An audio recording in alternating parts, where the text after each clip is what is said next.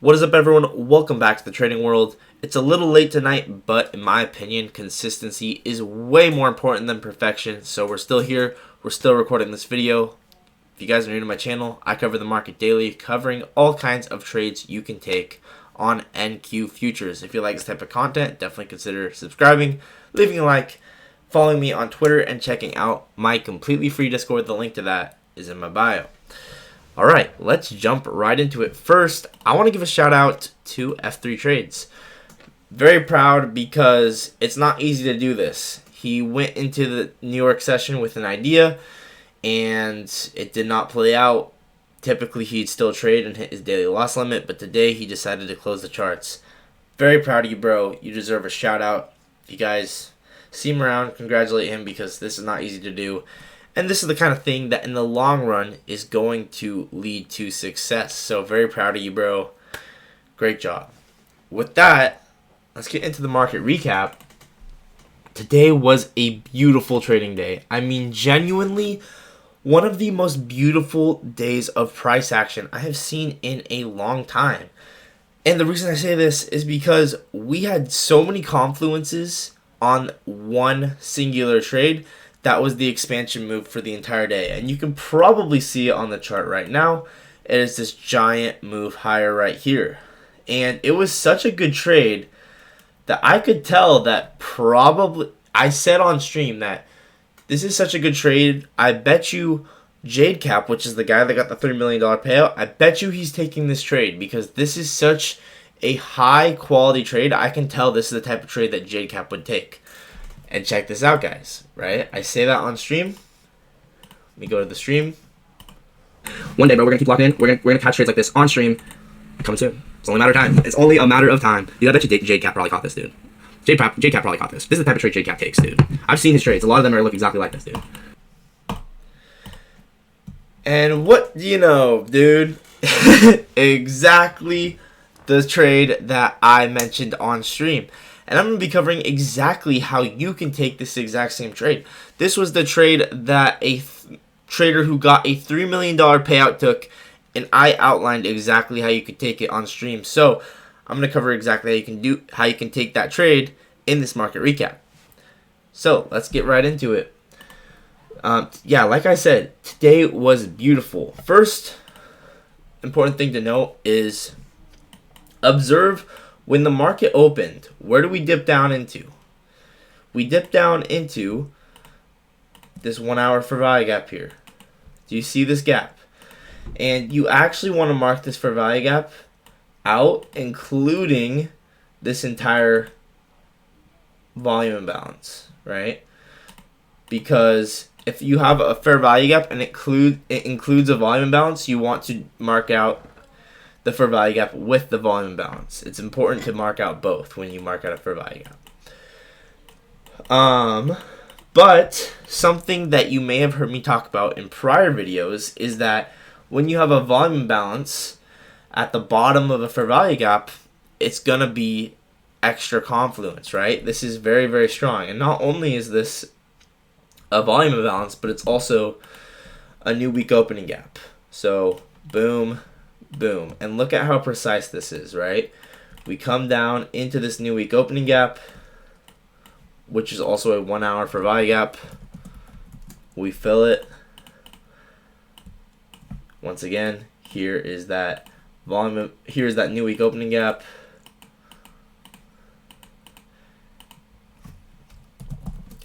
And then dropping down to the lower time frame here.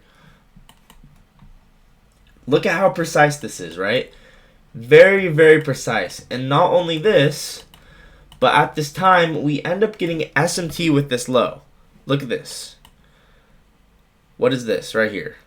Low on S&P. What is this? Low, higher low. What is this? Low, lower low. So we have SMT with a low, and not only is this any low, but this is actually Asia's lows, right? Genuinely so beautiful. You can see that here. Asia's low right here. We have SMT with Asia low, so it's not just any low, it is SMT with Asia low. And just so beautiful into this new week opening gap. And As well, this is just the tip of the iceberg, guys. It gets even crazier. At this point, we end up, so not only is there SMT with Asia, not only do we tap this new week opening gap, but we have the midnight open. If you guys don't know, the market loves to go sweep this midnight open for the manipulation for the day before distributing. So here you can see midnight open. I can drag this out here. We go below midnight, get SMT with Asia's lows into this new week opening gap. And then what happens? We start to expand aggressively to the upside. So first confluence, SMT with Asia. Second confluence, new week opening gap. Third confluence, 1 hour for value gap. Manipulation below midnight. Then, not only do we have all that, but if I measure out, you guys don't know what this is. I talk about this occasionally from time to time. This is our statistical mapping indicator. This is basically like, for a given period of time, statistically, what can you expect? On a bullish day, you can expect us to manipulate to here and distribute to here. And check this out. That's exactly where we go. This is for the New York session, right? Manipulation down into this 1 hour stat map level perfectly.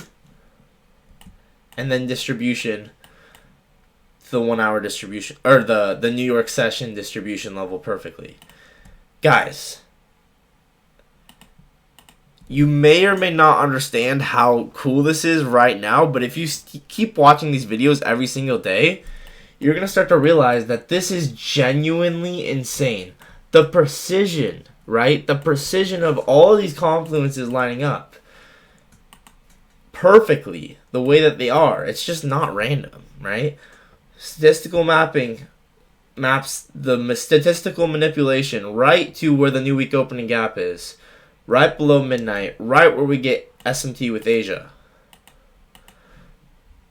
And then, where's the entry, right? This is the most important part. Where's the entry? The entry, so this is the New York statistical manipulation level, and this is the New York statistical distribution level. The important thing is, where's the entry? Where's the entry? Well, the entry, the way I would see it, personally, I'm not sure if this is the exact way JadeCap took it, but this is how I would do it, is when we get this inversion, like right here on the 5 minute, right? We get this inversion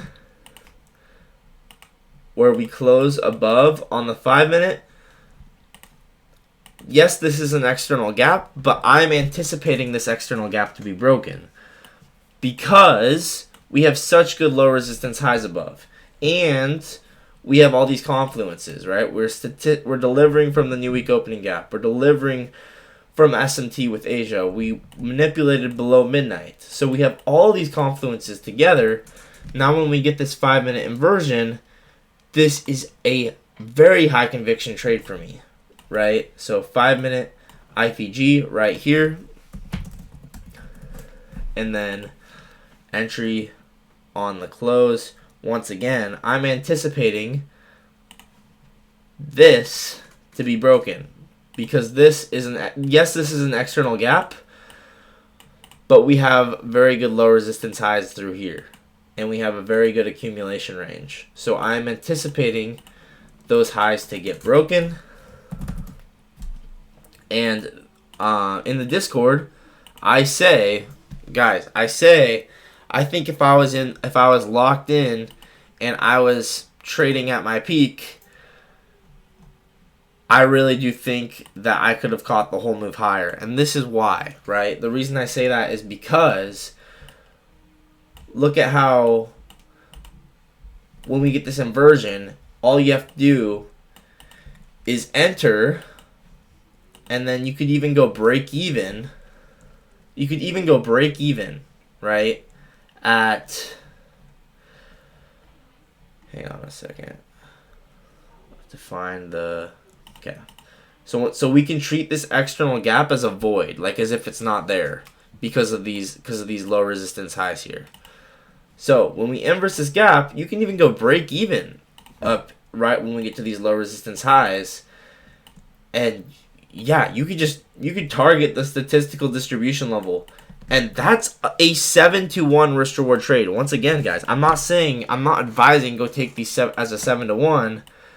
But what I am saying is these are the type of high confluence trades that the best traders in the world are taking. Look at JadeCap. Does this, I mean, it's not, he actually takes this on S&P, so it's a little different. He takes this on S&P, but it's the same conceptualization, same idea, right? He's looking, I think he probably took this on a change of state of delivery, but same idea, right? It's the same move higher, just on the other asset. I think this is a very nice trade. I like this a lot. And once again, right, this is very nice. Accumulation. So we have a range here, accumulation range. Accumulation, manipulation below midnight. And then distribution. You guys see how clean this is, right? The manipulation went perfectly below midnight. SMT with Asia. And then distribution. Very, very cool. Let's go look at some more trades on Twitter. Another way you could have taken this is the way Camel took this, where on the lower time frame, right at 9:15 Eastern, we actually get a V-shape inversion, and you could take it like this, and you can see the day I decided to go for a base hit, he's not too happy because we had low resistance highs up here, and if he just decided to keep the trade running, you can see this would have hit all of these low resistance highs. So it's not super happy, but yeah, he still wishes that it could have hit for sure. As well, we do have a 5-minute fair value gap here. 5-minute fair value gap. And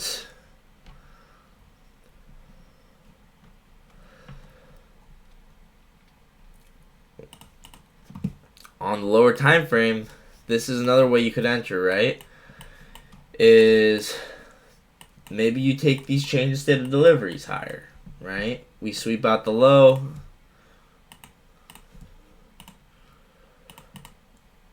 So once again, you can take this as an inversion. You could take this as change of state of delivery because this 5-minute gap aligns with the 30-second. And then we expand higher off of that. So that is cool. So once again, 30-second change of state of delivery, 5-minute gap. And once again, right, when you get these aggressive moves lower, there's no traded price action within this range. This is basically, you can treat this as if it's not here, right? This is not like a fair value gap. This is different than a fair value gap because we have good low resistance highs above. So think about the market in terms of liquidity and not necessarily in terms of like this is like it might be a fair value gap, right? It might say, like, it might have that fair value gap where it's like a wick in front and a wick behind, but that doesn't mean that it's going to act like a fair value gap. You have to think about the market in terms of liquidity, and we have good low resistance highs above. So this is not going to act like a fair value gap. This is actually going to act like a void because we have these low resistance highs above. And then we go run all those low resistance highs. Once again, take this on the change of state of delivery. You could there's more than one change of state of delivery here, right? You have change of state of delivery here. You can enter on the close, once again, accumulation, manipulation, so liquidity sweep, change the state of delivery, and then expansion to go run those low resistance highs. This would have been a crazy trade. I'm not suggesting you go take this, right? But, and then same thing here, another change in state of delivery. This one, we actually end up going to retest it, right? We end up retesting the change in state of delivery. So I'm curious if we measure this out. We go right to that fourth standard deviation. So it's very, very cool to measure these trades out. Once again, guys, you guys gotta backtest this for yourself, but it's very, very cool how some of these trades end up working out so smoothly. And then, let's see, what other trades do we have here? Another thing that I want to talk about, I don't have a ton of trades from Twitter because I didn't have a ton of time to go through Twitter.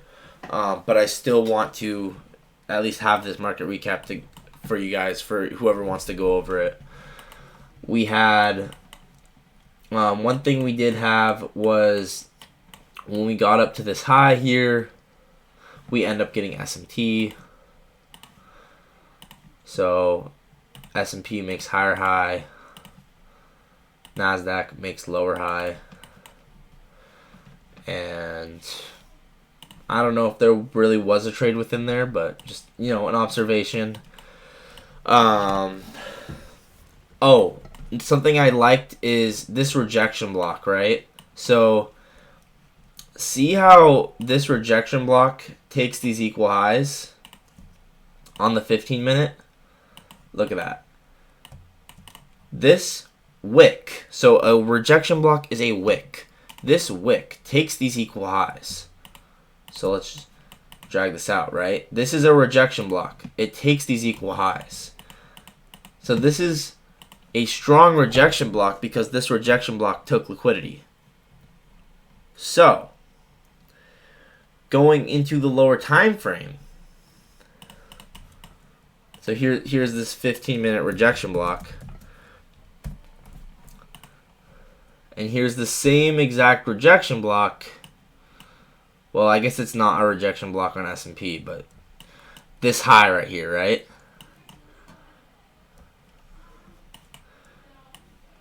We end up getting SMT, where S&P makes a higher high. And then NASDAQ makes a lower high here, right? So S&T with this 15-minute rejection block. And then on the lower time frame, what's aligned with the 15-minute, right? 1 minute. So we drop down to the 1 minute. We have a liquidity sweep.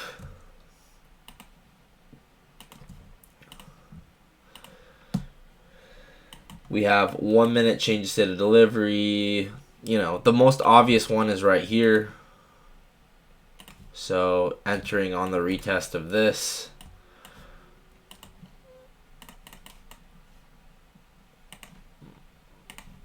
Would look like that. Stop loss at the high because this is the high of the SMT. And then dragging this over, once again, we measure out standard deviations to see where's the max extension possibly going to be. And also, guys, look at how we backtest OTE, right? OTE, if you guys don't know, this is the 0.62, 0.705, 0.79. This is the OTE of the manipulation leg. We'll backtest this a lot of the time within our model, right? So we go backtest OTE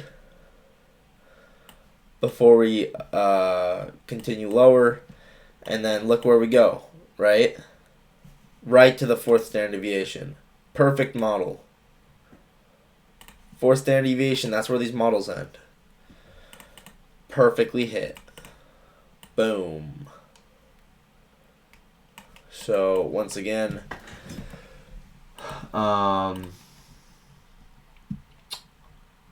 yeah, just very, very precise, right? 15-minute rejection block, 1 minute change state of delivery, and then backtest to OTE, and then right down to that fourth standard deviation. So that explains that move lower, and then we get that move higher.